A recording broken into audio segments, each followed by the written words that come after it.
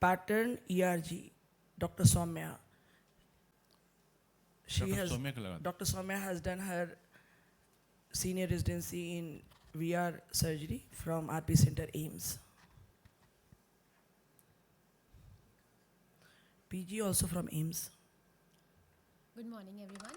I'll be talking about pattern ERG. So, when does pattern ERG comes into role? So, when we are not able to distinguish that the cause of vision loss is macular or related to optic nerve, we go in for pattern ERG. So, there are cases where clinically the fundus appears normal and we are not able to distinguish the macular or the optic nerve causes, like in cases of subtle posterior scleritis. Those cases, we can do a pattern ERG and come to a conclusion. So there was a study by Dr. Holder et al. Where they showed the conclusion of the study was basically that the P100 wave of VP is decreased both in macular as well as optic nerve causes. However, the P50 wave of pattern ERG is selective for macular causes. So, this is a case where a child who had low vision in the left eye presented to us. So first pattern VP was done, right eye was normal. In the left eye, the P100 wave was, amplitude of P100 wave was decreased. The child was offered pattern ERG, and in pattern ERG, the P50 wave was also diminished, indicating that the cause of vision loss was macular. Further investigations revealed that the child was suffering from posterior scleritis. So pattern ERG basically helps us to narrow down to macular cause or optic nerve cause of vision loss. In a pattern ERG, the pattern ERG actually assesses the central retinal response.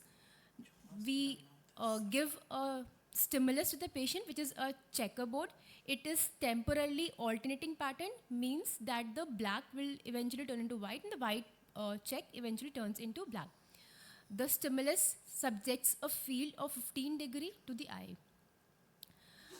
This is how the screen looked like, and the patient binocularly focuses to the red cross. The net retinal illumination remains constant. It's only a redistribution of pattern of light and dark areas. It is isoilluminant. Again, the net retinal illumination is constant. So in pattern ERG, we talk of N waves and P waves, unlike A waves and B waves of full field and multi-field ERG. To remember, P50 wave is by the photoreceptors, so any problem in the photoreceptors will affect the P50 wave, and any problem with ganglion cells will affect the N95 wave. So macular dysfunction, the amplitude of P50 will be decreased, and if N95 wave is affected, that means the ganglion cell and eventually the optic nerve is affected. There are two types of pattern ERG. The most commonly used is transient pattern ERG. So while conducting the test, the patient is asked to sit at 1 meter distance. The patient is light adapted. We don't need dilatation in case of pattern ERG, as already been told. Fixation is very important. The patient sits at 1 meter with proper refraction. This is again about the stimulus. It is of high contrast. That means the white and the black checkboard has a contrast of more than 90%. The reversal rate is 4 per second. The test is offered binocularly, but even if we need to test uniocular, it can be done by occluding one eye. Electrodes has been talked about in detail. I'll again tell that the cleaning of electrodes is very important. When we place the electrodes, the machine gives us the impedance. The electrodes should have low impedance, and when it is less than 5, the machine gives a green signal. That means the electrodes are working good. To repeat, there are 2 elective electrodes, 2 reference and 1 ground electrode. There are channels, channel 1 and channel 2. By convention, right eye is always channel 1, left eye is channel 2. In pattern ERG, we use DTL electrodes. So they are placed at medial and lateral canthus, and the wire-like thing goes through the eye, touching the bulbar conjunctiva. This is the magnified photo of the same. This electrode is going through the bulbar conjunctiva. We need gel before placing the electrodes. So there is a gel that has to be applied at the skin and another gel applied on the electrodes. So this is how the machine shows us. We select the patient, then we'll select pattern ERG. So this is how the waves are coming. Now, because the waves, this one. Now, because these waves are abnormal, we need to look what is the problem happening. So here the problem was that the microvolt was 50 microvolt, which was very high. So decreasing the microvolt is decreased to 5 microvolt. Now this is what I was talking about, the impedance. When we place all the electrodes, the impedance, when it is low, the machine gives a green signal. When it is red, that means the impedance is high and the readings won't come correct. So in that case, we'll have to remove the electrodes, clean it, apply the gel properly, and then replace it. So after replacing, again, when the impedance is low, the machine gives a green signal and we can proceed with the reading.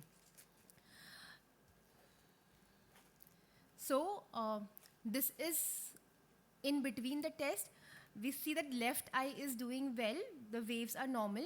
The right eye, the waves aren't coming normal. So this could be pathological or this could be a test error also. So we go back and check the impedance again. There was a problem with the impedance and then we lowered the impedance of the electrode and the test came normal. So while reporting, we see P50 wave and N90 wave. We see the amplitude of both the waves. We see latency of both the waves. And it's ideal that every lab should have their own normal values. This is how a report comes in, a right eye and the left eye, the amplitude of both the waves and latency of both the waves. So to remember, P50 indicates macular function. So in cases where the problem lies in the macula, the P50 wave will be affected and will be abnormal. In cases where the problem lies with the ganglion cell, the N95 waves will be affected. Cases like glaucoma, early glaucoma are easily picked up by pattern ERG where N95 wave is affected. It is always advisable that pattern ERG is combined with pattern VEP so that you come to a conclusion that your pathology lies at what point. Just to emphasize, pattern ERG is sometimes detectable in no PL eyes also, so we have to be aware of that. We can also distinguish that the problem is at the central macula or the peripheral macula while changing the degree of the stimulus. As I said previously, the checkerboard which we were using was 15 degree. If we use 30 degree, we can check peripheral macular function as well.